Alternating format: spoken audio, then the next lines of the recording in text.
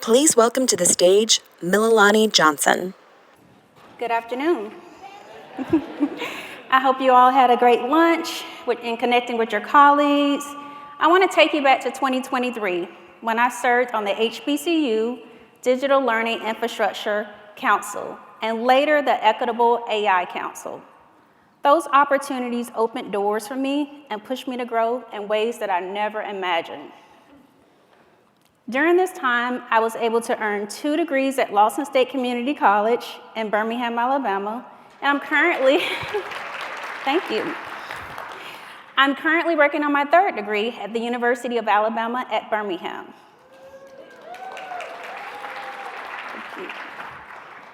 I spoke at conferences throughout the country about the importance of supporting students throughout their higher education journey.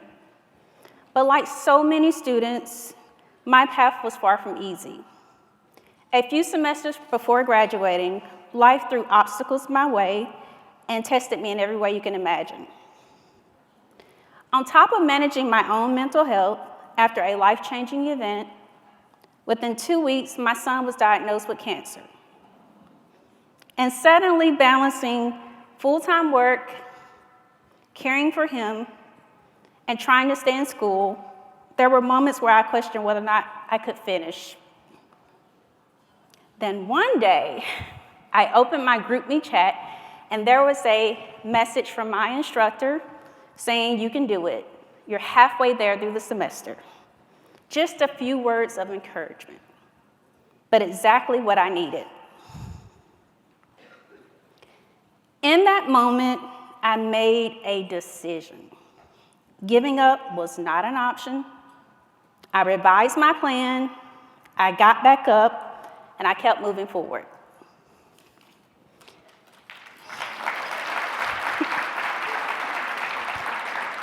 So, I say all of that to say, what I've learned is not what happens to you, it's how you choose to respond.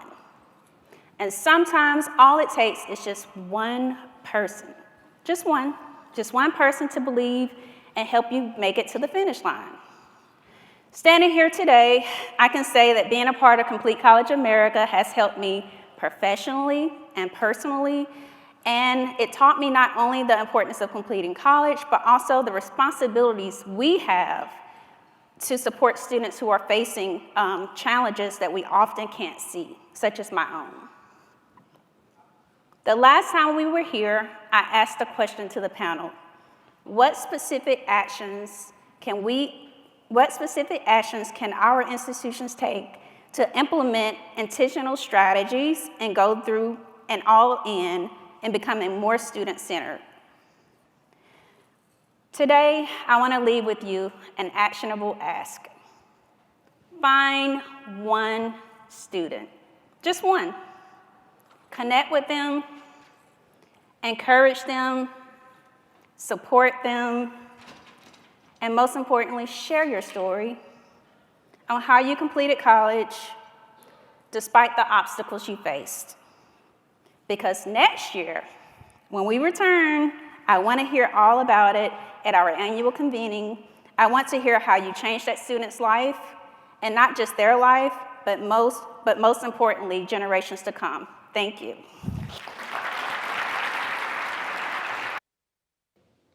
Please welcome to the stage the president of Complete College America, Dr. Yolanda Watson-Spiva. Let's get it started. Good afternoon, everybody. Guys, come on, let's get really excited. Are we excited about next? Okay, good.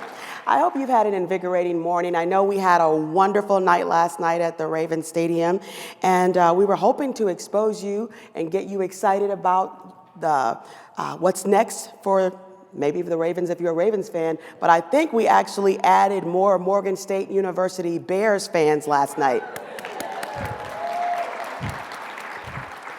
so as we move into our afternoon main stage session, we're going to discuss in detail how we crystallize the connections between higher education and the workforce. And I know many of you have been really trying to get at that question, so I hope you find that to be very fulfilling for you as well. One thing we do already know, however, is that creating economic opportunity through higher education actually requires the dedication of systems and individuals who understand the power of a college degree to change a life. So before we shift to our keynote speaker, I'd like to take a few minutes or a few moments to celebrate and recognize a member of the CCA community who really embodies just what we're talking about, the dedication we bring to our work, and we're going to present the Stan Jones Legacy Award. Stan Jones founded Complete College America in 2009, and he led the organization for 8 years before his untimely passing in 2017. He was a former Indiana state legislator who then served as Commissioner of Higher Education in the state before founding our organization. Before we share this year's honoree, I'd also like to ask CCA Board Chair Dr. Robin Martin to please join me on the stage as we present the award. Each year at the annual convening, we honor his extraordinary life and commitment by presenting the Stan Jones Legacy Award. The award goes to an individual, an organization, or a state that has consistently demonstrated the vision of Complete College America while working toward achieving the goal of increasing the number of students who earn credentials of value. I am pleased this year to announce that the Stan Jones Legacy Award winner is Joe Garcia, the recently retired Chancellor of the Colorado Community College System. Please welcome Chancellor Garcia to the stage. Complete College America is proud to announce the 2025 winner of the Stan Jones Legacy Award. Joe Garcia, former Chancellor of the Colorado Community College System. For nearly 2 decades, Chancellor Garcia has championed a simple but powerful belief that every student deserves a clear pathway to a credential of value. Before leading the Colorado Community College System, he served as president of Pikes Peak Community College, Colorado State University Pueblo, and the Western Interstate Commission for Higher Education before becoming Lieutenant Governor of Colorado. Chancellor Garcia has dedicated his career to transforming higher education, not just in Colorado, but across the nation. He also committed himself to furthering CCA's mission as a board member and a CCA fellow. He's built bridges between colleges and industry. He's opened doors for underserved communities. And he's never stopped fighting to ensure that students don't just enroll, they complete. Stan Jones believed in the power of uncommon leadership to change lives through education. Joe Garcia has lived that vision every single day. It is our honor to present the 2025 Stan Jones Legacy Award to Chancellor Joe Garcia. Can we move to the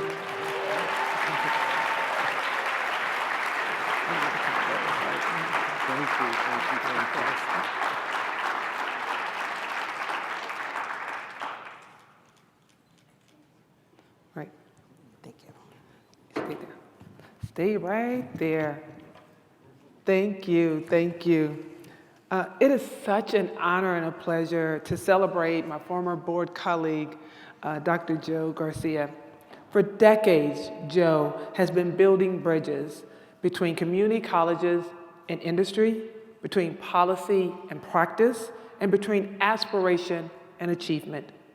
Throughout his impressive career, including serving as the Chancellor of Colorado Community College, President of CSU Pueblo, and Lieutenant Governor of Colorado, he has been a steadfast advocate for students across this country. Joe has also been a long-term advocate of CCA's work. He has been a CCA fellow as well as a fellow board member and has presented at countless conferences and convening, really expressing and conveying the message of not only urgency, but also possibilities. His legacy lives in the thousands of students that have gained access to education because of the systems he has built, the partnerships he has forged, and the policies he has championed. His impact has also been seen as a leader to mentors and to institutions that he has been able to simply transform. We are deeply, and when I say deeply grateful for your decades of service, your unwavering commitment to equity and access, and more importantly, your leadership and partnership to CCA. Congratulations, Joe. It's our honor to celebrate you today. Come and please say a few words.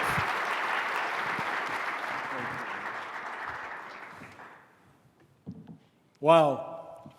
Thank you, Dr. Martin, Dr. Watson-Spiva. Thank you to all of my colleagues out there. You know, I have to say this is a particularly meaningful recognition for me because Complete College America has had such an impact on my professional life.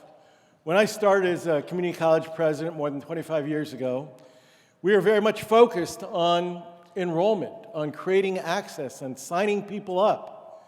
But I learned very quickly, the data was very clear, that we were not graduating enough of those students. And I heard from so many faculty members, from so many administrators, what I'm sure all of you heard, which is, what do you expect? Our students arrive often unprepared. They have complicated lives.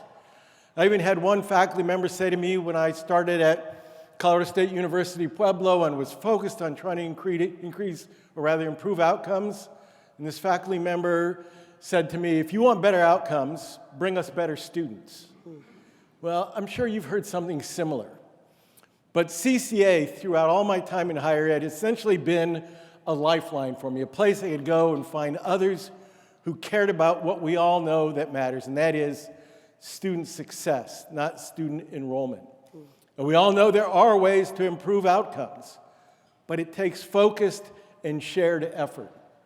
And so I want to thank CCA for always providing me with that roadmap that I needed to stay on track, to continue to focus on student outcomes and real opportunity. So thank you all for what you do every single day to make sure that we live out the mission of Complete College America. Complete College America is not just an organization, frankly, it is a mission. It is a movement, and we need to support that movement going forward. Thank you so much. Thank you. Congratulations. Thank you.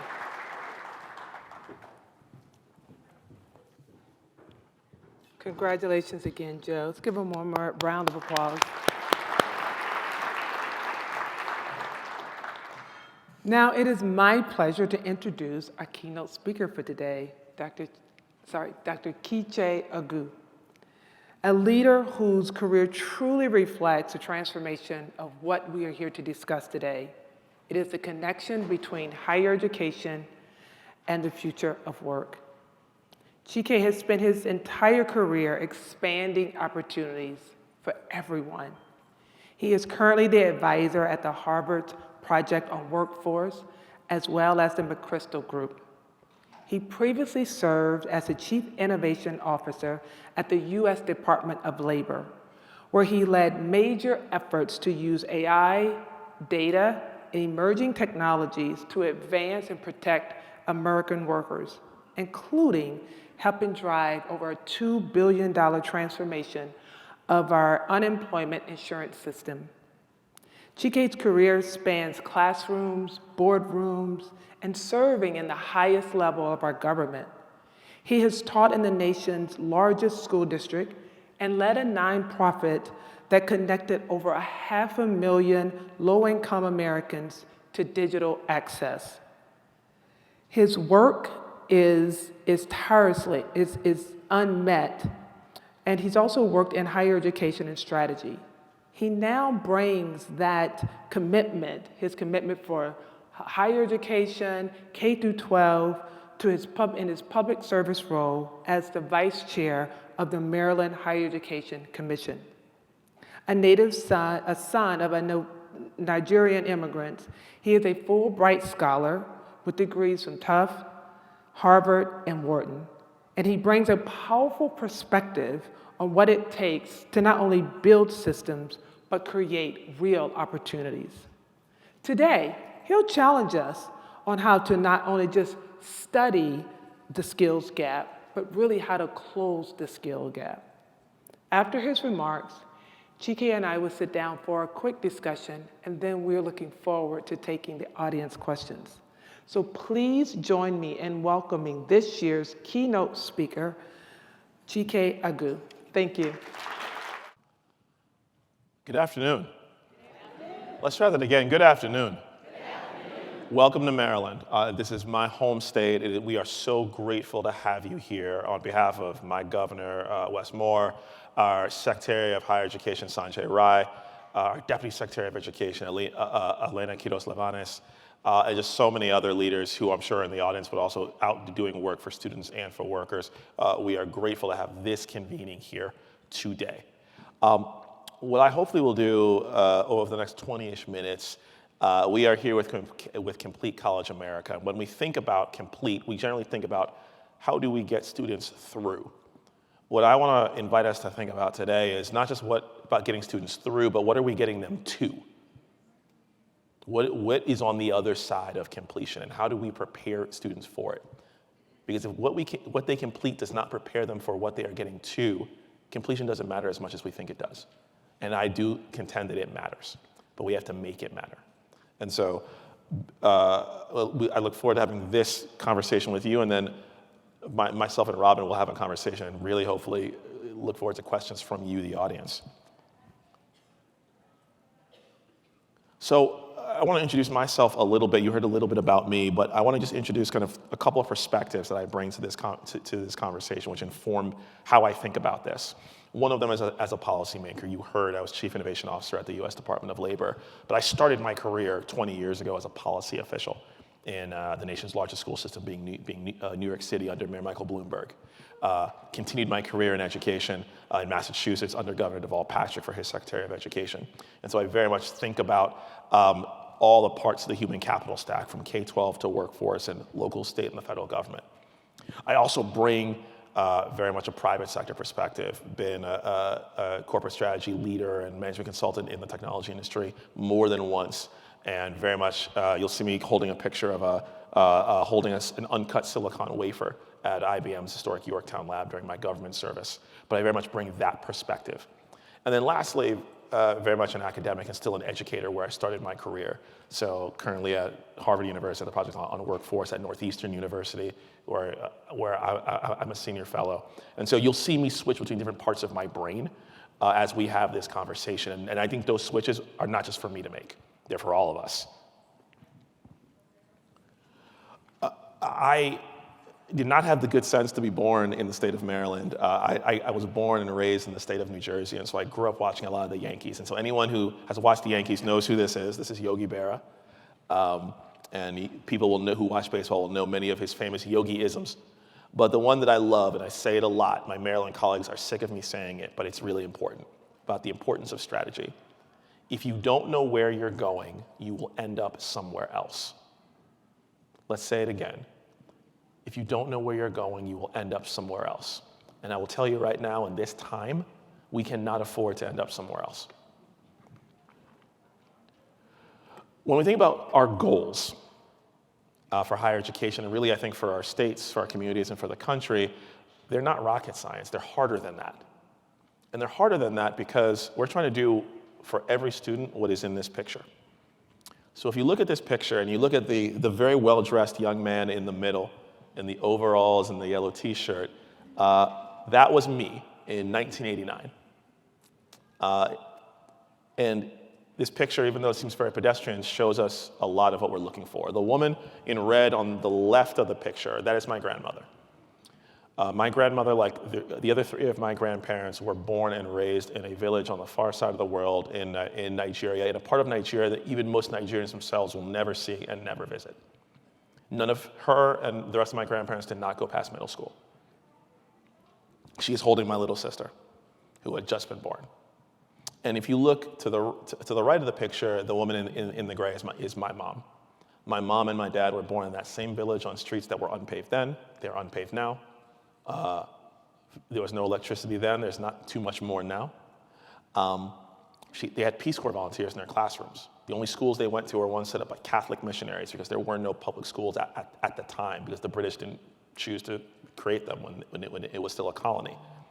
And what brought my mom and my dad to America was as international students at public universities in this country. My mom had me when she was 23 after having transferred from Trenton State in New Jersey to Rutgers University. And she would, during the day, cut dress fabric for minimum wage outside New York City, take 2 buses across town to pick me up from the sitter, then take me to where my dad was working. He wasn't off his shift yet, and she would leave me with the security guard for the last hour of his shift while she went back across town to go to class every day. This is the same woman who, when I was in college, got her master's, which she didn't get because she had 4 kids, and she devoted herself to that, and who, not too long ago, about a year and a half ago, got her PhD.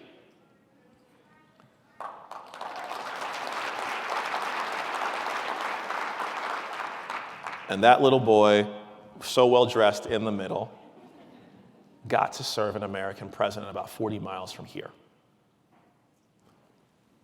To someone who didn't go past middle school, to someone who grew up on streets that were unpaved, to someone who served an American president in the space of a generation. Statistically, that should not happen in America, sadly. It should, but it doesn't. And so when we think about what our goal is, I want us to lift our eyes up. Our goal is where an economic journey like that is not just serendipitous, not just systemic, it is undeniable for every student and every worker in America.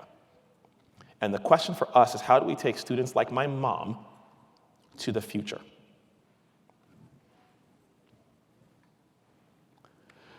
What is that future? When you think about what that future is, I want to think about 2 things. One is the unprecedented speed of technology, and the other is the undeniable need for people. And when we talk about the speed of technology, let's use 3 technologies and talk about how long each one took to reach 100 million people. Electricity, telephony, in the early parts of the 20th century, late parts of the 19th century. It took 80 years to reach 100 million people in this country. The internet took a shade under 8 years to reach 100 million people. Gen AI, as measured by ChatGPT when it first launched, reached 100 million people in 8 weeks. That is the pace of change. The technologies that will come after generative AI will go even faster. The unprecedented need for people. You all have heard this, you all are living this. I can imagine you all have economists and you're working with workforce investment boards to do this measurement. But in America, and when I worked at the Department of Labor, the head of the Bureau of Labor Statistics reported to me, we are going to be short 6 million workers by 2030. Some estimates go as high as 10 million by 2030 in a variety of family-sustaining occupations. Unprecedented speed of technology, undeniable need of people. This is the future that students like my mom are stepping into. And for each of us who's here right now, what are we doing to prepare students for it and preparing our institutions to prepare students for it? When I talk about the future of work, and I spend a lot of time talking to groups like this around the country about the future of work and what it means, I generally do it as there are 5 questions that you have to answer. And I'll go through them all, and I'll talk about the ones that higher education really has to focus on. Question 1, where are the current and future jobs? 2, how will the workers of the future be prepared for those jobs? Question 3, how will the work and the workers find each other? 4th, how do we support workers through that process, particularly through transitions? And then lastly, how do we ensure that workers, once they're on the job, are respected, protected, advancing, and dignified? Those first 3 questions, higher education must answer. They're not someone else's job. They're all of our job. And so when we think about what we have to prepare ourselves for, it is to answer those questions.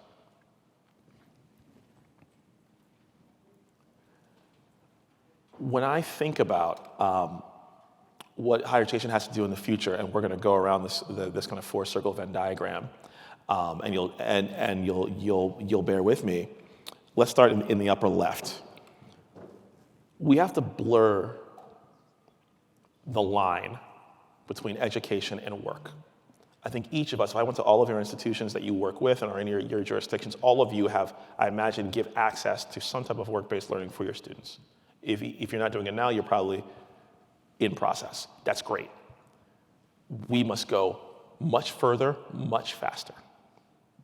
As Vice Chair of the Maryland Higher Education Commission, and again, my Maryland colleagues are tired of hearing me saying this, we believe it must be the right of every student to have a work-based learning experience, and I mean an internship level, an apprenticeship level experience before they leave. Why? Because all of you have seen what I've seen in terms of entry-level jobs. Entry-level jobs now are requiring, in the state of Maryland, 3 to 5 years of experience in fields like cybersecurity. How is that possible? And the answer is some of those technologies that are moving so fast are beginning to do what a 22-year-old or a first-time full-time student used to do. So now the only way you square that circle is a student, when they leave a degree, when they leave an associate's program, when they leave even a certificate program, they have to have actually done something in the real world for that credential to hold weight. So that work-based learning experience has to go from a nice to have, a cool thing to do, a great thing to put on the website, to actually an integral part of every student's experience. That is no longer a choice. If we move to kind of clockwise, I have said that colleges and universities of every type have to become what I call war colleges of technology, and here's what I mean by that. If you know anyone who was in the military, particularly who was an officer, in the military, every 4 years, once you are an officer, you are pulled out of the field and you are sent to a war college, Naval War College, Army War College, so on and so forth, and to learn the latest and greatest of warfare. Because it is believed that the world is changing and that we need to upskill you proactively to be prepared for it. Right now, the American worker is facing changes they have never seen. From AI to new industries, the decline of old industries, but when we really look at technology, where does a worker go systemically to get upskilled? We generally right now tell workers, we wish you the best, to go to YouTube and figure it out. That's what we tell them. That cannot be the answer. These technologies, which will be as ubiquitous, and I would argue already are as ubiquitous as Google Calendar and Microsoft Office. Again, by the way, if anyone put up a job posting and someone came to you and said, I couldn't use Microsoft Office and I couldn't use Google tools, you would say they're not ready to work. I would argue right now, if someone cannot use generative AI to dramatically improve their workflow, they are not ready to work. And most employers will tell you that. So we have to create a war college of technology where folks can come back and get the skills that they need to be successful. That has to be part of our infrastructure in higher education in this country. And instead of having someone figure it out by themselves, we need to say, you know what? You can go back to your community college. You can go back to your four-year school. You can go back or go to somewhere that you've never seen before, but we're open and we're ready for you to help you navigate these crazy, treacherous, but also potentially exciting times if we prepare you. If you go to the lower left and the lower right, and look at those two symbols, when I think about skills, people ask about skills, and we have this debate between kind of traditional liberal arts education and more applied education. I think most people know that I think that is a false debate, and candidly, the things that make you a good citizen also make you a good technology executive, those same skills. And so we have to disaggregate them because the skills that are intermixed are a little different. I call them the just-in-time skills and the timeless skills. So one thing about just-in-time skills are generally very discrete things that you learn to do a job. For example, I need to learn the new procedure, the new regulation, the new piece of software, the new piece of hardware in my job to do this thing right now. Those skills usually change really quickly, and I can usually learn them, frankly, on my own or under the tutelage of a master. Colleges have to be up to date on those just-in-time skills for whatever that discipline is, and make sure that they are not just, frankly, up to date, but actually ahead of the curve. We need higher education thinking about how will engineering change in the next 5 years, and we should not wait for 5 years to put that into our curriculum. Let's do it now. We should not need to think about for nursing, how will nursing change in the next 5 years? Oh, let's predict it and let's put it in now. And when you look at that infinity sign, let's think about the timeless skills. The timeless skills are what I call the things that human beings have been doing for thousands of years. When Socrates was sitting on a rock with his followers and pushing the dialectic and debating and learning to solve problems and identify problems and communicate across lines of difference. For any of you who've talked to employers, they will tell you those become more important than ever.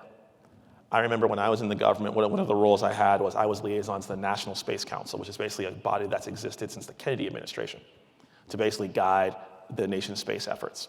And we gathered employers who had a shortage of skilled labor to figure out what we could do to help. And we had them go through a skill profile. From those of you who spent time with ONET, you know what these look like. And we had them rank all the skills. The number one skill that they were looking for,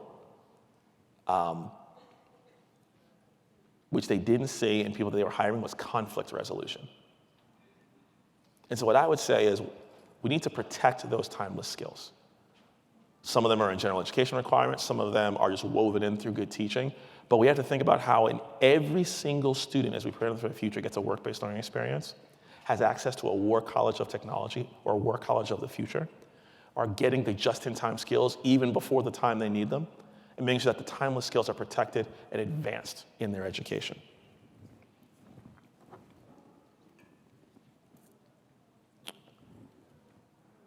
We need to do that because we're trying to do this. We are trying to do this. What I always like to say here is, if we do our job right, all of us who are in this room, including me up on this stage, 30 years from now, when we have another one of these convenings, I always say someone taller, smarter, better dressed, and better looking will be up here saying that because of something that you all did that was along the lines of what we talked about, their family changed like mine did. Those are the stakes. Now, let me say one last thing. To do this, this is going to change how we work together, and we need to take an expansive view of we. Definitely in the state of Maryland, where I'm honored to be vice chair of the Maryland Higher Ed Commission, we actually just had our Maryland Higher Education Summit for one of the first times that we've had public 4 years, private institutions, community colleges, private career schools, or regional higher education centers, all in the same room thinking about these questions. I would have you think about in your states, how often are we getting all those bodies together to push in the same direction? In this picture, you will see one of my old bosses and dearest mentors, General Stanley McChrystal, the person who's not Barack Obama. That's him. Retired 4-star general, led our special operations forces in Iraq, so Navy SEALs, Delta Force, Night Stalkers, Green Berets, Army Rangers, and then led our forces in Afghanistan. He talks a lot about when he first got to Iraq, and if you remember back in 2004, 2005, when it was really bad, we were losing a lot of young men and women. And he arrived there with our special operations forces, and he would go, and he writes about this in his book, about how he would talk to each part of the special operations forces. It's one of the dirty secrets of special operations, is that all these groups that we kind of as civilians group together, they're all very different cultures, and frankly don't always work well together. And so he would talk to each of them, and each of them would say a variant of this. Well, we're doing an awesome job. We're this successful in all of our raids. If this other group would do their job, we'd be doing much better. So he talks to all of them, gets roughly the same answer from each of them, and he says something that I always found really powerful. He said, how is it possible that each of you are individually winning, according to you, but we are collectively losing? If I remove special operators and I put in higher education, I feel like I've been in some of those similar conversations. We have to work better together. And by the way, expand that now to chambers of commerce, industry, nonprofit organizations, school districts in K-12. The definition of we has to be wide, and we cannot say it's someone else's job. We can't say that everything that we do is right, but it's up to those folks to fix themselves and to change. The answer is that we're all going to have to change. And I think the question maybe that all of you are thinking about is, can we do this, and can we do it fast enough? If you go back to World War II, when we decided to enter the war, there were people who said, I don't know if we can build that many tanks in this amount of time, but we did it because we had to. When John F. Kennedy got at a podium like this and said, we will put a man on the moon and return him safely to the earth, he did not know how we were going to do it. No one did, but we did it. I would argue this is one of those times. We will have to build a higher education system that can do the things that we need to because we have no other choice. I very much believe the future is what we make it, and I very much believe that the future of America is very much what higher education chooses to make it. And so I would say, as far as the future goes, let all of us in this room make it a good one. I really look forward to the conversation, and again, welcome to Maryland.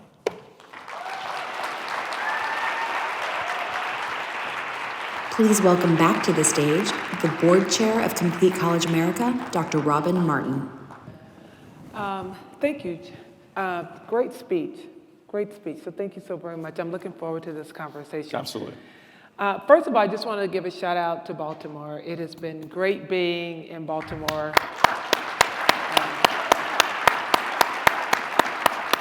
Literally, I've spent the last couple of days just trying to find the best crab cake, so I take all recommendations. That's tough here. That's tough. There are a lot of great options. I take all my recommendations. So I'm going to start there. You talked a lot about Maryland, right? This great state of Maryland. What is Maryland getting right in your view? And then what are some opportunities for Maryland as well? Look, when I go across the country and I speak about higher education, I always say a variant of, I'm really glad to be from Maryland. Yeah. Candidly, when you look at our levels of investment compared to other states, for example, a student who does dual enrollment, a high school student who goes to a community college, we pay 75 cents on the dollar. I did not realize that was not the way the rest of the country did it necessarily. This is one example. But we make record investments. Secondly, we are not afraid to say that when we mean that all students will graduate and have a great life, we mean all students. Yeah. That is something that we are not afraid to say, even today. Yeah. I think thirdly, if you go to our individual institutions, I think, whether it be community colleges, I'm thinking about Dr. Curtinitis, who's the president of the Community College of Baltimore County, and what she's doing around completion, around employment. When I think about Daryl Pines, who leads the University of Maryland at College Park, and the amazing research work that's happening there. When I think about MyTags, which is one of our private career schools, we were just there on Friday. It is a private maritime academy with training ship captains, which I'll be candid, I actually was unaware of until I went there. You have individual institutions who are innovating within their space, which is amazing and powerful. I think about Dr. Felicia Williams, who's the president of Prince George's Community College, my county's community college. And it is hard for me to speak highly enough of her. And we stole her from Valencia, and we're not going to let her go. We have so much individual innovation happening. I think where we have room to grow, and I don't think this is uncommon, we are in many ways a weirdly more decentralized and less decentralized system than most. And I think, and I'll say our biggest opportunity was what I ended on, which is working together. We had our first Maryland Student Success Summit last year. Some people who are here were in the room for that. I went to one of our leaders and I asked him, I said, when was the last time public 4 years and community colleges were in the same room, all of them talking about the same issues? And he said, maybe 1990. And then I asked him and I said, when was the last time all 5 segments of higher education, regional higher education centers, private career schools, community colleges, public 4 years, and our privates were in the same room? He said, I think never. That is an opportunity I think that exists in most places because the students who will likely go across all those different types of institutions in their career, they don't really care. Yeah. I think the 4 walls and the silos matter to us. Candidly, they shouldn't because they don't matter to the students. So how do we make it, for example, one of the things that we announced on Friday was our Maryland Transfer Promise, making it far easier to transfer between institutions than it is right now. Yeah. Because as you know, many students who go to community colleges, the data I used to see was 80% of students want to transfer, 17% do. I'm sure those numbers aren't that different now. How do we make that a lot easier? Because in the end, our job is to get the students from where they are to where the opportunities they seek. Yeah. Everything else in the middle is just meant to do that. Yeah. No, that's really interesting. Thank you for doing that. I've heard a lot from leaders that are leading in the Maryland educational system, and one of the things that struck me was just the alignment, both the political alignment and the strategic vision that the leaders are setting. I'm going to just post that too. I was just reading earlier that there's news that's coming out of the Department of Education right now around some disruptive news that's supposed to come around, almost fragmenting the Department of Education itself. What advice do you have for other states that are not necessarily politically vision aligned, if you will, as a state, and how do they make gains in this current federal environment? Let me go from the tactical to I think the more strategic, which is we were lucky we had Tom Harnish from SHIO speak to us, give us an amazing federal update on Friday, literally Friday, so it was really helpful, very sobering, very candidly, and so I'm sure each of you in your state or in your institution has someone who's watching what's happening. You have to watch it because obviously literally things will change from Tuesday to Wednesday. Yeah. So that's one, I'm sure you all are doing that. I think secondly, push back where you can and where your values compel you. You've not seen any institutions in our state, for example, sign on to the compact. I'll let that speak for itself in terms of where our values stand. And I don't expect that to change. But the third piece, and this is something that Secretary Rai says a lot, which is what's happening now will force a lot of change. A bunch of it I don't think will be good, if I'm very candid. But there are some things that probably we as a sector have had to do for a long time that this will force us to do. The conversation around value. We cannot go to a young person or an older person, I don't care who it is, and exhort them to go into higher education and not be able to tell them what they can expect on the other side. That is no longer possible. And maybe it never should have been. I think we generally, but now, there's no parent I don't talk to who doesn't want to know, well, will my child get a job? What are they likely to do? What are they likely to be paid? So on and so forth. Or I meet students who maybe they don't know exactly where they want to go, but they know what they want their life to look like. And they want to know, when I pursue this, am I going to get there? I think we can answer those questions, but I think we have to practically do it, and I don't think trust me is going to work anymore. When I was in that picture, I'm a child of very classic African immigrants. I was going to school no matter what. I was going to college no matter what. There was nothing that they could have said, that anyone could have said that would have dispossessed them of that hope. And generally, they're still that way. Yeah. But when they see, for example, folks who got a degree or doing something very different than they intended to do, that even gives them pause. And so I think there are ways that we can answer the questions around value, or the questions around, again, how do we make sure that all means all? How do we make sure that, again, the world of school and the world of work align? And I think there is opportunity in this crisis to do some of those things. And I think, and my hope is that each of you are able to take advantage of that while you push against a bunch of things that, frankly, are against our values and candidly against common sense. Yeah. No, that's good. Thank you for that. It's been interesting. You made a comment in your presentation earlier. I spent 20 plus years in higher education in a number of different roles, from athletics to associate provost to tenure track faculty. And some of the same conversations that I was having when I was in the industry we're having now, and some of around curriculum changes, faculty not moving fast enough, the pace of it. Talk a little bit about the lack of change or pacing of change from higher education and the impact that will have on the future of work in the technology kind of bubble that we are in right now. I will first say I think there have been institutions that have moved closer to the speed of, one thing that General McChrystal would always say about organizations is, you have to move at the speed of the fight. Of the fight. Yeah, he would say that a lot. Yeah.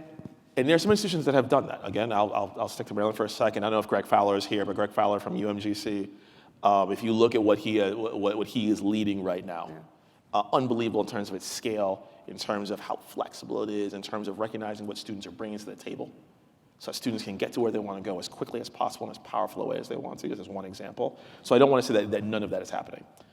But if I were to make a bell curve of the sector, I think the mean of speed is not where we want it to be, if we are very candid.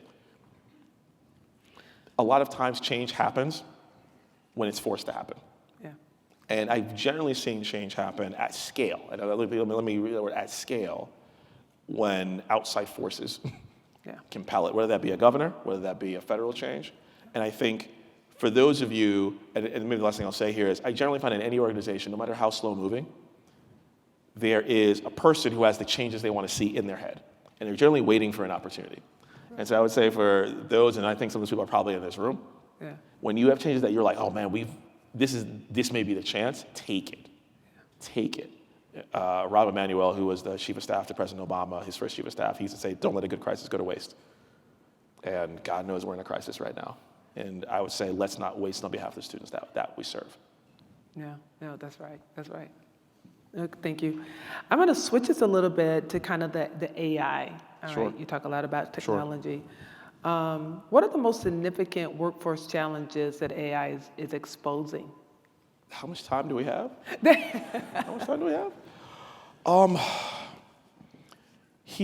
So I'll say two things that I think a lot about. The first thing I think about is AI is different in a couple of key ways than other technologies that we've seen. First, AI is the first major general use technology which was not birthed from investment from the federal government. Think about even the internet. The internet was DARPANet way back, it was back in the day in the Department of Defense. That's one, which is why in some ways government was so flat-footed when it happened. And again, I was in government during that time when ChatGPT dropped September of 22, 6 months before I left my role at Labor. So that's I think one just difference. The other big difference is it doesn't disrupt all jobs the same, and it disrupts in ways that are unusual. In the past, usually if a new technology came, it was candidly people who did repetitive tasks and people who worked with their own strength and their own body who were disrupted first. And generally, people who wore clothes like I see in this room were generally fine. This is different now. Candidly, when I was at Accenture, we did an analysis of basically what we called AI skill exposure, meaning what jobs are most exposed to the risk of being replaced by AI. Do you know what the safest job was? Agriculture. Because it's still in many ways a human, literally with still a physical strength done. If you read and write for a living, you should worry. Because while it is not perfect, I mean, I remember when ChatGPT first came out, my wife is research faculty at Hopkins. And she used very early version to write an abstract for a paper that she was working on. She wrote it, and I asked her, how good was it? She's like, oh, no, I still have to work on it. But she said, but this is roughly what a first-year med student would have given me. And that was 3 years ago. Yeah. So that's the first thing. It's in some ways disrupting this very safe middle part of the workforce that we generally thought was safe. The second thing is I deeply worry about its effect on entry-level jobs. Right now, if you look at the data, you don't see massive job loss caused by AI at this point. And right now, people are still trying to figure out what's caused by AI, what's caused by other things. But what you have initial anecdotal evidence of is, again, I go back to cybersecurity. Cybersecurity is one of our huge industries here in Maryland. Why? Because the National Security Agency is about a half hour from here. We have Cybersecurity Alley in Columbia, Maryland, also a half hour from here, just rows and rows of cybersecurity companies. If 5 years ago someone got some type of credential in cybersecurity, you were hired before you walked out the door. It was so needed. We had 30,000 unfilled cybersecurity jobs. By the way, the number's still the same today. But the issue is if you go online and look at what an entry-level cybersecurity job requires, it says 3 to 5 years of experience, which doesn't make sense. But the only way I can make it make sense is, oh, you're using something else to do what a person used to do at those early rungs. Yeah. Which means I worry about, again, that first-time full-time student. I worry about someone going into the field for the first time. And then I also worry about, which the companies have to solve, which is, if someone doesn't come in at entry level to learn the basics, how will I help them? How will they become a manager? Yeah. How will they manage something? That's actually a key question that companies don't know the answer to yet. So those are the two big things I think. One, what's happening to entry-level jobs? And secondly, it's hitting a different part of the workforce than other technologies we've seen. In the past, if you were an accountant, you were a lawyer, you were safe. You didn't worry about this question. Now you do. So how should universities be preparing students for that future work then? Like, what do you think should be different in the curriculum, or how higher education should be approaching both learning, work, and degree completion? So let me first say, the lights are very bright, so I can't see if Secretary Rye is here. So everything that I say is, and I'll speak from the perspective of Maryland. Yeah. If I could wave a magic wand in the state of Maryland, what Maryland would be doing, and I think it'll answer the question. And it gets to a lot of what I see here. Those just-in-time and timeless skills, those are critical. Mm-hmm. Thinking about whatever the student is, no matter what they are studying, how do we get them not just the skills they need right now, but the skills they're going to need. And you'll never perfect. No one has a crystal ball. Yeah. I think secondly, our colleague from the Center for Education and Workforce on Friday talked to the Maryland leaders about this. There is not less of a need for general education requirements. It's not. We just need more of everything else. And in fact, I'd say we have to double down on those things, the critical thinking, the writing, the problem identification. And I also think, which is new for higher education, it can't just be in a classroom. It has to be at a high enough dose in a real life setting. Yeah. And I'll use this example. To me, those timeless skills, raise your hand if you were an athlete at any point in your life, high school, middle school, anybody who was an athlete, played any sport whatsoever. So pick your sport, whatever it is. Kicking a goal, throwing a football, doing a jump shot. You didn't read a book on how to do that. You did it by actually going to practice with a coach, practicing, being bad at first, and then you got good enough to try it in a game where there was something on the line. Then you weren't as good, and then you went back to practice and you did it again. You did that over and over and over until you were good enough at it. Yeah. If we thought about preparing students in the workforce like that, we would do higher education differently. And candidly, for all of us, higher education doesn't look like that, particularly for those timeless skills, which are the thing right now that the machine can't do. The last thing I'll say is there's a big debate on what is the role of AI in higher education. If there are beliefs, if anyone believes that that genie can go back in the bottle, I also want to tell you that Santa Claus is not real, along with the Easter Bunny and unicorns. And students are going to use these tools. They are expected to once they get in the workforce. So how do we think about how to make sure that they can use it in ways that improve their education and don't cut corners around it? Lastly, I'll say there's a huge equity question there, because I will tell you, for many students who don't come from means, the only place they may get that exposure is in your institution. Students who come from means, they'll figure it out because they can. But students who come from a place like East or West Baltimore, or Temple Hills, or Suitland in my home county, or the Ward 8 in DC, the only place that they may get exposed to skills that may literally start their career may be in your institution. And if you cheat them out of that because you're not sure how to manage it, you've not done them a service. No, that's right. I'm going to ask two more questions, and then we will open it up to the general audience. You talked a little bit earlier in your speech about War College, like kind of going back, getting into the field, getting the training that you need to go back into the field to be more effective. As we think about colleges and think about expenses and the cost of college, who pays for that? Like, who pays for that retooling, for that continuous kind of learning in an environment that college expenses have continued to accelerate? I think the answer is going to be, so let me just go back to this point, because I think it's important, and I'll answer it in two ways. Okay. One thing, I spent a lot of time in Switzerland. I have deep admiration for their system. We can talk about Swiss apprenticeship. But I argue the biggest innovation of the Swiss system is less the system, but more the assumption. They assume that any person will start their career in one place, call it vocational education, and they'll end up on the baccalaureate side and back again throughout the entire course of their career. And if you look at most Swiss people, that's how it works. They start off as an apprentice, they may go back for a degree later, may go back for another apprenticeship, so on and so forth. They understand that, and it's okay. It's celebrated. In America, we treat post-secondary education like marriage. I go to college till death do us part. This is the only thing I will do for the rest of my life. Or vice versa. I will go to vocational school, and that's all I'm going to do for the rest of my life. We can't get our heads around it. And it hurts our students because of that. So and look at my mom. My mom, 23, she was 24 when she got her bachelor's degree, got her master's when she was 40, got her PhD in her early 60s. And if you were to take her today and ask her, if you were 18 and you had the opportunity to do an apprenticeship in accounting, which is what she studied initially, would you have taken it? She would have probably said yes. Your job is to serve that student, that same person, across all those different phases. So when you think about who pays, right now it's a couple of answers. Some of it is the federal system. Though I will say, when we got our very sobering federal update, one bright spot potentially is Workforce Pal. How do we make this work? Because it's here. Some of you, it's going to be your companies. If you were to go to a company like Walmart, Target, they are literally saying, look, go please get upskilled, and we will help you take care of it, because it costs me less to have you do it yourself with my money than to create an entire infrastructure for it. And I expect we will have different types of financing. You've seen kind of training savings accounts, which are ideas from the workforce space. But the answer is, I expect there will be a multitude of tools. I would argue,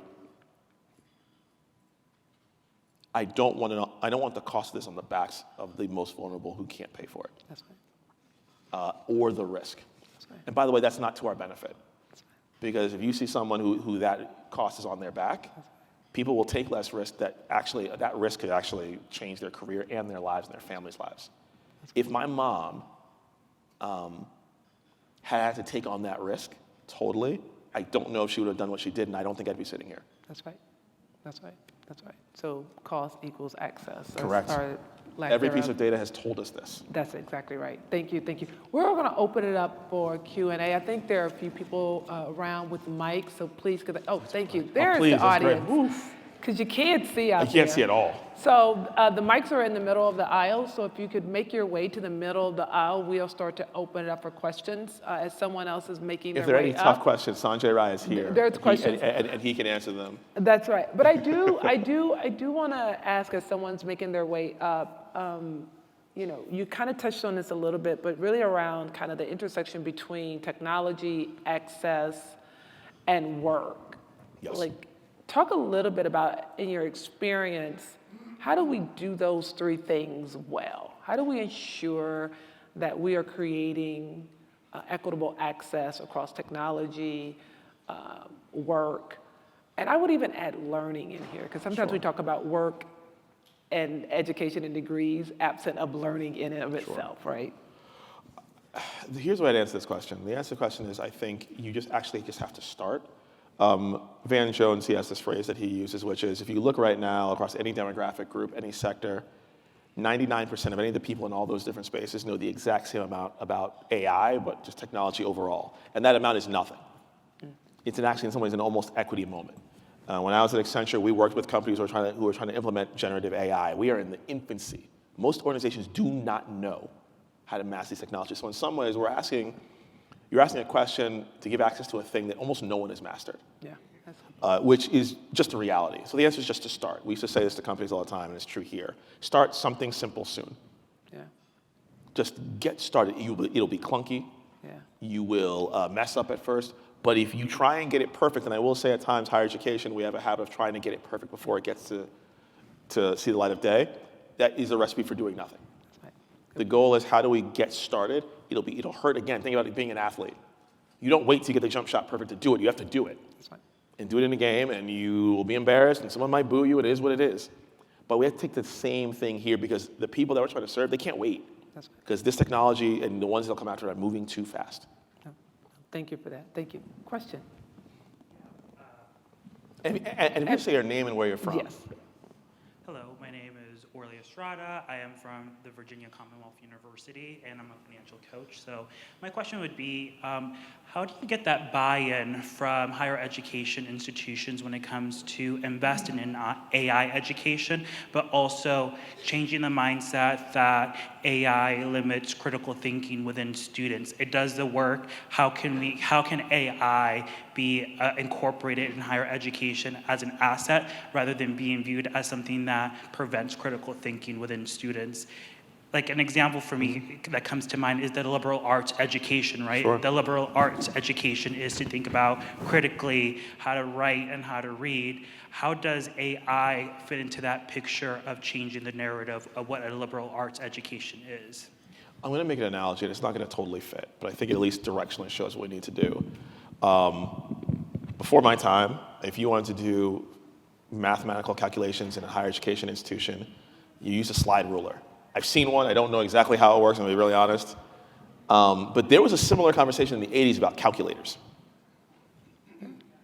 at all levels of education. It'll remove all critical thinking, folks want to know how to do math. And what education actually did was it understood how to teach differently at a higher level, so that whatever ease the calculator created, it didn't disrupt the base things you were trying to learn. I'll say I don't have a tactical answer for your question. I don't quite know. But I know directionally what has to happen, which is, in some ways, you have to change the way that you teach and how you really assess the student, so that in some ways the Gen AI is additive and not subtractive. That's the answer. What it looks like is going to be different in every single class and every single format. But that's the directional answer. I think in terms of investing, I'll be very tactical. For those of you who want your institutions to invest more in this, go call your chamber and have them call your institution and say, look, my members need students to go to do X, Y, Z. I've seen institutions move very fast when that happens. I think candidly at times they need to hear it from a stakeholder, maybe not within the four walls. And generally I'm proud. I think about Prince George's Community College, which is so good at this in terms of listening to particularly their industry partners to make sure that what is happening within the four walls matches what they need to happen outside the four walls. But I think we have to change the way that we teach. And to be candid, I'll say a thing I probably shouldn't, but I do this a lot, so it's fine. the fear around this question is at times the fear of, I don't want to change the way that I do this. We have to change the way that we do this.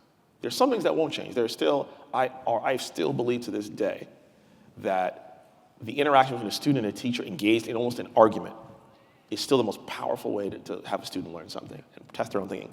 Again, it's from Socrates on the rock to us in a classroom. But there are a bunch of other things that have to change in terms of how we relate knowledge, relate students. And to be candid, most of us, I think, understand who've been educators that it's not about relating knowledge. That's actually not my job. My job is to help the student discover it themselves. Because not only do they discover the knowledge, but they also develop the muscles so that when I'm not here, they can do it on their own. Because by the way, when you go to the workplace, or even as a citizen, there's not going to be someone there to walk it through. When you're a citizen, you have to figure out which way to vote, and you have to sift through all this online information. There's no one to tell you if it's fake or not. You have to do that.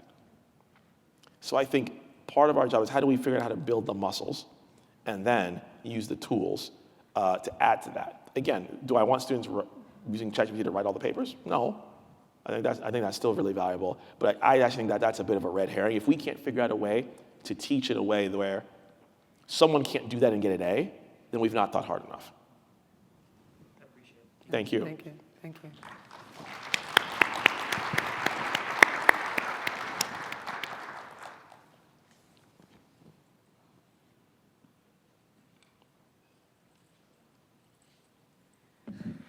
Hello, thank you so much for your remarks. My name is Zainab Okolo. I'm the Senior Vice President for Policy and Advocacy with the JED Foundation. We focus on youth mental health and suicide prevention, so this conversation on integrated AI systems, its impact on the workforce is at the top of the list, and amongst that is around how institutions and systems are thinking about AI-adapted tools for mental health services. And I know in your work you've run into this, thinking about student wellness and persistence past COVID. Our colleges cannot afford, after 2020, 2021, to not consider suicide ideation and mental health at the centerpiece around how we think about student success. And so as we think about all the things that you shared with us around moving with the sign of the times, I really appreciate the visual around the adaptation models that you shared with electricity and the internet and now AI. We can't avoid that students are using these tools to get the supports that they cannot get on campus. What are ways that institutions could think about at least evaluating those tools before assuming them into their systems? And what are the best ways that we can continue to build out that workforce if we know that students need those tools to be successful in their academics? This is a great question, and I will say I am not a master here, so I will give my impression. I know there are experts who are far more expert, but I'll say a couple of things that I think at least are directionally helpful. I think one, zooming out, if we think about all the challenges that students are going through and have been going through, and COVID, I think, really accelerated this, a lot of it comes to the fact that many students are simply alone or feel as such. And in many ways, why was COVID so hard? Because it was so isolating, particularly for people at the beginning of their lives and their careers. It's why, for me, the work-based learning thing is where I started. Is why I think it is really important and really powerful to get students out of the four walls of their dorm room and out of the four walls of your campus, out in the world amongst real people, hopefully to make friends, mentors, things that they'll have to do anyway. But I just have a personal belief that that's part of how we help students get over hard times. I think secondly, the other thing about that, and this is from me, I'm a member of 100 Black Men in Prince George's County, and we are a mentoring organization. And I think when I think about some of the young men that we work with, at times these challenges come from simply a lack of efficacy and a lack of a feeling of success in life. I haven't done enough. I'm not being successful. If we can get a student on a work site, any type of work site, I don't care if it's an accounting firm, I don't care if it's a construction site, whatever it is, and they're successful, they're doing something, they're advancing, it's hard for me to believe that doesn't have a salutary effect. So even before you get to the AI tools, how do we craft their experience so that we deal with some of the things that we know cause some of these issues? Like, I am deeply isolated, or I don't feel successful, or I don't feel like I can truly be myself and express myself. These are some of the things I think are totally separate from the tech. I think secondly, there are many tools, frameworks around responsible AI. I'm sure most institutions have one, have adopted one, use it. There are many tools that you can use from places like LinkedIn or IBM to test for bias. things like that. But candidly, I think you need to teach people how to use it. And that is a thing that I do think higher education institutions are going to have to take on.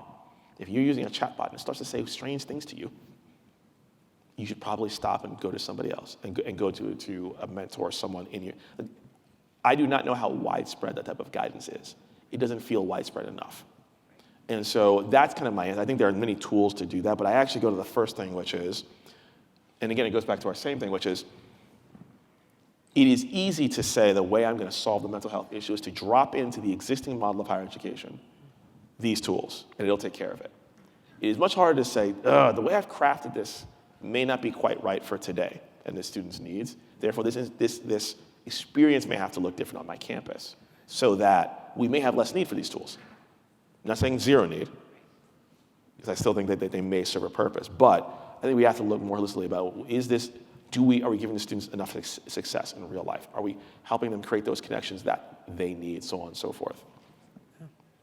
Thank you so much. And I just want to confirm that in-person experience can't be replaced by those tools. It's just a matter of trying to figure out the integration into systems. No, I think I totally take it. I think most people would believe that.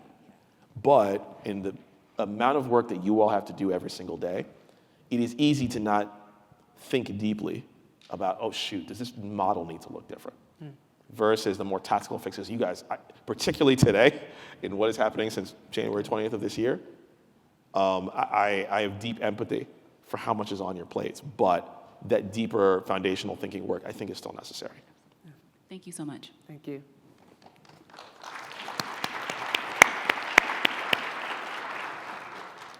Hi, my name is Cameron. I work for College Bound Foundation, the local organization here. I'm an advisor for college students. Tell your boss I say hi. Yeah, she said the same. So, my question is, because I work for a community-based organization, how you see the role of what we're doing in supporting students, both with access to jobs and those skills, as well as work with AI and kind of their understanding what that partnership between community-based organizations and institutions can look like, and what are some of the things that we might do or add on or just be partnering with to be successful. First of all, thank you for what you do. His boss is the chair of the Maryland Higher Education Commission, Cassie Motz. She is one of our greatest leaders on these issues here in the state. I'm so lucky to be Robin to her Batman, so I just want to say that out loud. Let me go back to my old boss. So when General McChrystal first got to Iraq, one of the other things he immediately saw was like, these different silos don't know what everyone is doing. So one of the things he instituted almost immediately was a conference call every morning for all forces across the country. An 8,000 person conference call every day for 90 minutes. Wow. And not everyone talked. That was not the goal. The goal was people would come on there. It was very structured to get information. He had an expansive view of what we was. And I would argue, when I think about higher education, I don't think we do. You are part of the higher education system for what you do. The amazing work that they do on college access is it's hard for me to, I won't do justice to it. But there's so many folks, some of them are unheralded. I think about First Generation College Bound in my home county, which is another amazing organization. But you all are part of that system. But if I were to think about, do you know everything that your colleagues at higher education know about what's going on, what's coming down the pike? The answer is probably no. You do, because Cassie's amazing at what she does. But most organizations who are doing this work may not. And I think it's on higher education to make sure that we have an expansive view of we. And then when we think about how we share information and bring you all in, and we have to bring you all in. You all are part of that. We can't get to where we want to without that. When I think about AI, I know roughly the size and scope of your organization. You all don't have infinite arms and legs. I know that. I do think what organizations like you all can be is two things. One, you can find pockets and populations that are not being served by current systems. And I think you can raise your hand to say, hey, look, by the way, these folks in this school, these folks in this community, these folks who fit this profile, you all aren't seeing them. So I think you all can do that, because it's easy to believe that, oh, we're helping everybody, we're getting to everybody, but candidly, the answer is always, that's not always true. But you are at the front line, true front line. And so I think you can do that, one. I think secondly, you all can be a switchboard, and I use that analogy, which is, in many ways, there are times, and I think we've all been there, When some student says, oh, I need help with X. And you're like, but don't you know we have a program for that? We've had it for 2 or 3 years. How come you don't know about it? Because the answer is that they're busy. And in many ways, we build something and expect people to come versus going to them. And in many ways, I think you all are built, or just like us are built to go to who needs it, being that student, being that worker. So when I think about 2 of your big functions, I think it's how do you take information from the front line to people who may be in bigger, less nimble organizations. And then secondly, being that switchboard for resources that may already exist. But I think on the higher ed side, and I would point to myself as well, how do we proactively bring you into the process? We were fortunate. We had one of your colleagues at our summit on Friday, as well as a number of community-based organizations from national philanthropy, so on and so forth. We had the head of our chamber, the head of our tech council, the head of our business roundtable, all in that room because we actually say it a lot, our secretary says it a lot. We are writing the Maryland Higher Education Plan. Yeah. We are not writing the Maryland Higher Education Commission Plan. Yeah. We're writing the Maryland Higher Education Plan. Therefore, all of Maryland has to be involved in making it, as well as making sure it's not just, it doesn't just sit on a shelf. Yeah, yeah, no, thank you. Yeah. Thank you. Thank you.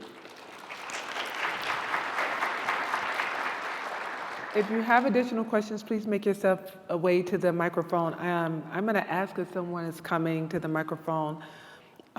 In our pre-call, you talked a little bit about that institutions must not see themselves as just supplier of the workforce, but really strategic partners, right? Correct. What does that look like, and who's doing that well?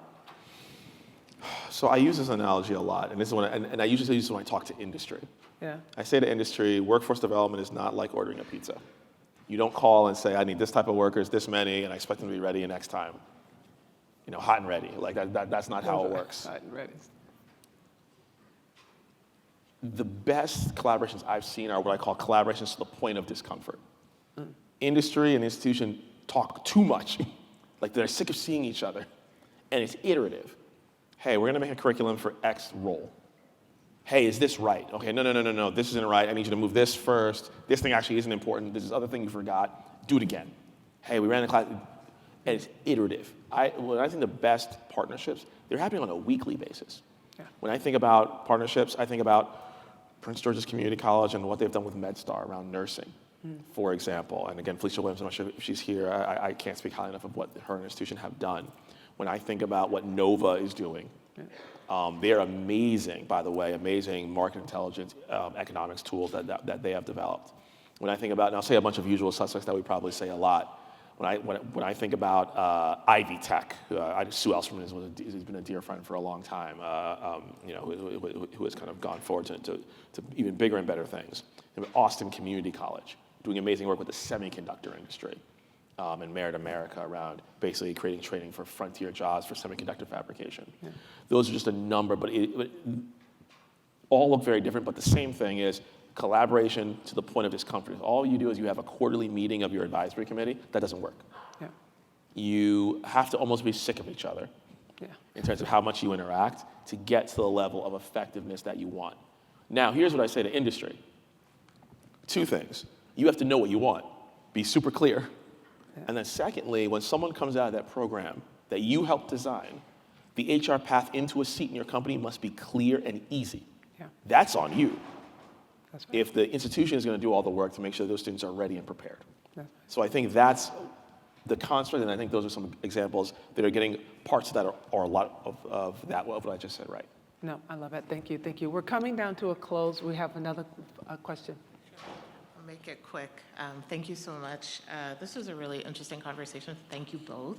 I really, really enjoyed it. And because we have so many representatives in the room from like industry and higher ed and policy, my big question is if you could give us a projection, pulling, all the data across the state, or as you're thinking about nationally, around how far out we are from really having this AI literacy nationally to the point where we're not just, knowing, okay, what AI is, but actually how do we apply it to our industries? Like if I'm in medicine, I want to be able to apply this to medicine, or if I'm geography, I want to be able to apply it. So it's not just do we know about it, but can we apply it and use it effectively in our fills? And I just wonder how far out we are. What do you think might speed us up or slow us down on this trajectory nationally? And I know that was a really big question, and we're out of time, so if as much as you can, I appreciate it. How far? I mean, I'll be candid. I throw that back. There's a great phrase I like, which is that the future is not decided by conditions; it's decided by decisions. I turn that question back to this group. That's up to you. And I'm not being facetious. I'm not being difficult. It is up to you. I would answer that in terms of when to start. It was yesterday, because of how fast it is moving. If you had been an expert in AI in 2022, and let's say you fell asleep and woke up today, you'd be totally out of date. Totally. These tools are changing too fast. And by the way, when I worked in the administration at the Office of Science and Technology Policy in the White House, they produced every year a list called the Critical and Emerging Technologies list. The last one, I believe, was in 2024. It's a list of all the technologies that we think are critical to American national security and American economic prosperity. It's a 4-page PDF list. You can look it up now on Google. AI is just one bullet on that list. Quantum computing, hypersonics, nanotechnology, advanced materials, I can name you more, that will be as impactful or more than artificial intelligence. So one, already for AI, which is a meteorite that's kind of hit us, it is changing every single day. But then there are other technologies coming. And so the question is this is not a static target. The question is, how do you build the muscles so that as this thing changes, you can change what students and workers are getting from your institution? So I would say, truly, I think the answer is up to you. And I think for an institution that wants to, I think honestly, it can happen as fast as you want it to. Yeah. And the question is, can you make the decision? And then also have an expansive view of we and engage the partners, particularly when there might be resource constraints. Yeah. Thank you. Thank you. So I'm going to close this conversation with the theme of the conference. You just said it. Change starts here. Correct. It actually starts here, and we have an opportunity with everyone in this room. What I love most and what I have a great appreciation for CCA is that it's collaborative nature in order to move large sweeping initiatives at scale for millions of students. That is actually why you're here today. I would say as we close the session today, that you spend the next 2 or 3 days connecting. As the student said earlier at the top of the hour, it is about one person at a time, learning about different organizations, and really being in this collaborative, creative space to really see the change that we all want to see. So unfortunately, we're all out of time. But CK would be up here for a question if you want to ask him in private. Thank you all again for being here today. Thank you for being at the CCA conference. Enjoy yourself. We look forward to seeing you throughout the conference. Thank you so very much. Thank you, CK. Thank you.